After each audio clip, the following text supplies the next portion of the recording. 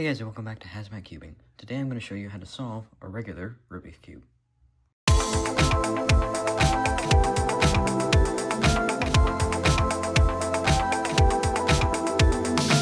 This is probably the most asked question in all of Rubik's Cube history. Not a lot of people can solve this cube, so I'm going to teach you today how to do a really cool party trick and what this channel is all about. So what we're going to be using today is the beginner's method, which is, the classic Rubik's Cube solving method. There are other methods out there that I might teach you one day called CFOP, and I'm pretty sure there's one for the 2x2 called the Ortega method. But this book right here has all the information that you need on it to solve the cube. I'm not sure who it's made by, but if you can find this book online, buy it, and it'll show you everything that I'm going to say in here. Without further ado, let's get into the first step, solving the white cross. Now that I have my 3x3 scrambled, I'm going to show you how to do the first step of solving a Rubik's Cube. So the first step in solving a Rubik's Cube is, as I said previously, getting all of these white edge pieces to form essentially a cross shape at the bottom. Like, for example, in this case right here. Now, you might think I'm done. However, there's one important step that I didn't do here. As you can see, these shapes right here are not, well, not this one. These colors right here are not aligned with their specific material. As you can see, the orange one is supposed to be on the orange side, the green one is supposed to be on the green side, and the blue is supposed to be on the other side entirely. The way we can fix this is by doing what I would like to call the daisy. Now, the daisy is a very simple pattern that you can do even on a solved 3x3. And what essentially you want to do is get every single one of these colored corners into their respective places. Now, if you already have a white cross like this, all you have to do is turn them, and then eventually, whenever they line up with their color, turn them back up. Then the one that was replacing that, turn that to its right color, and vice versa. And boom, now you have a daisy pattern, and with the edges, or centers and edges, completely solved. And all you have to do to fix that is by doing this simple move.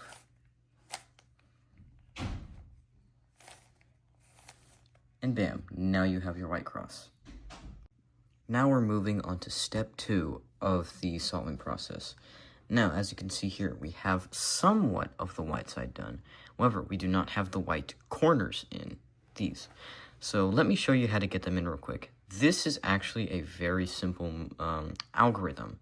Now, algorithms are something that you're going to be learning throughout this entire video. You're going to be learning them in the book. If you buy the book, I highly recommend it. And they're essentially moves that do a specific thing, but don't mess up any of your progress. Like, for example, if I wanted to get this thing into this pocket right here, I do that, but it messes up this blue and white edge piece. So how do I do that without messing it up? Well, I would like to do this. Since this one is on the side, I like to put it to the left, up, right, and then down. And now it is matched with its corresponding edge pieces. We can do that with all of them. Now, this one's an interesting case because the white is on the top. You might be thinking, oh, just twist the corner. No, that is not allowed. What you do in this situation is you go up, left, down, right, up, left, down, right. And now that you have this on the side, you can simply do the exact same thing that we just did, and vice versa. If you want to get a cube out of the pocket, all you have to do is do that exact same move, but backwards. And if we simply do these and this, then you see that we have the first entire layer done. So if you're following along, great job, you've already got the first step done. This is the part where most people quit. This is step 2 of the process. As you can see, most of the edges at the top right here have yellow on them, except these two. There's gonna always be maybe 1, maybe 0, I'm not sure. It can always be a yellow, but it can also only be these colored pieces that don't have any yellow on them.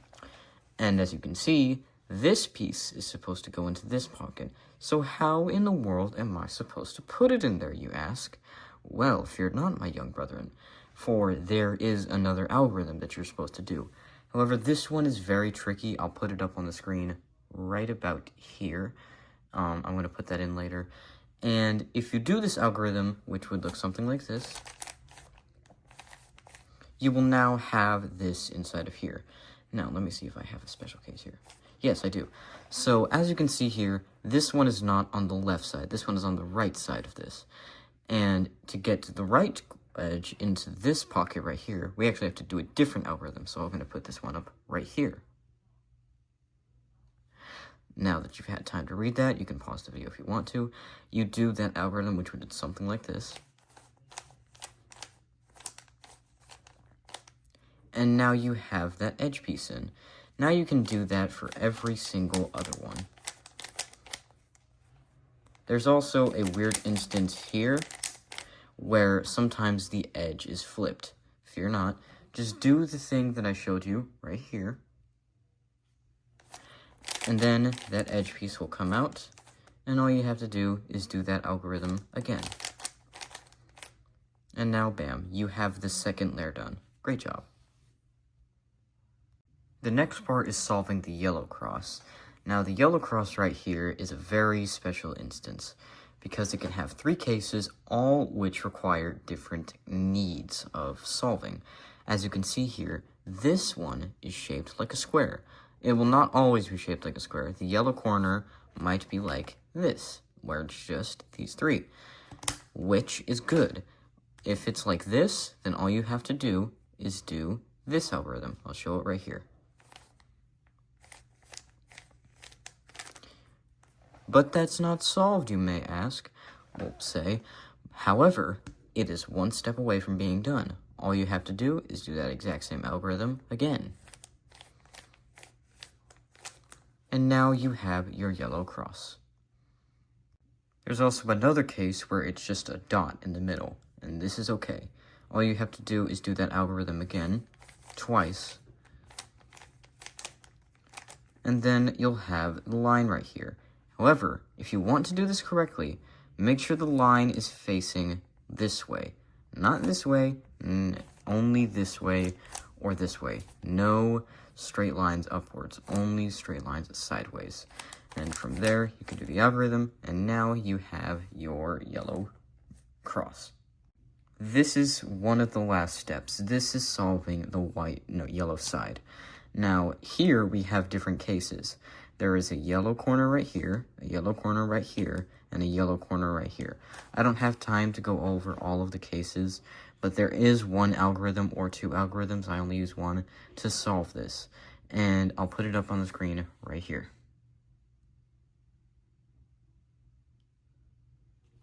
Now that you've read that, all you have to do is that algorithm, which would look something like this.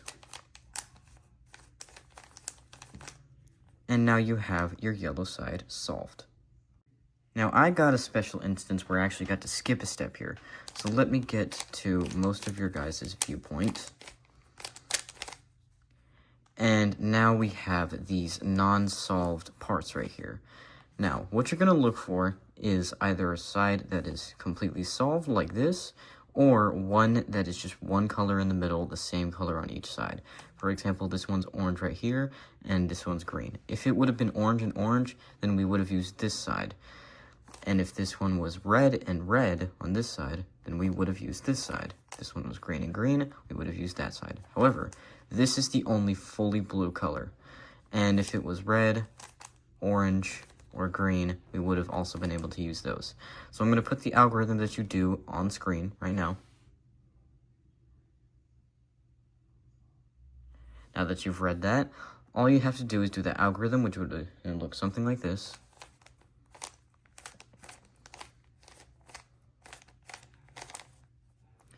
And now you have this kind of shape.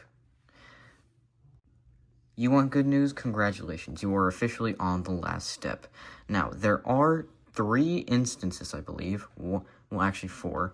One like this, where you have to take this piece, put it here, and take this piece and put it here. There could also be an instance where there was a blue piece right here, and you had to put it right here, and there would be a red piece right here, and you had to put it over here. All of these take the same steps. So I'm going to show you how to solve this one real quick. I'm going to put the algorithm for that on screen right now. And once you do that algorithm, which would look something like this, now you have this triangle, essentially. This one has to move here, this one has to move here, and this one has to move here. However, we can skip this step by just simply doing the pattern again. Now this piece has to go from here to here, and this piece from here to here, and this piece from here to here. And if we do that algorithm again, congratulations, you have officially solved a Rubik's Cube. Anywho, that's going to be it for this video today. I hope you enjoyed. I hope you can be a pro speed solver in the future. Buy this book if you want a more thorough explanation, because this is actually where I learned from all of it. And I hope you enjoyed. Hope you have fun speed solving. See you guys. Love you. Bye.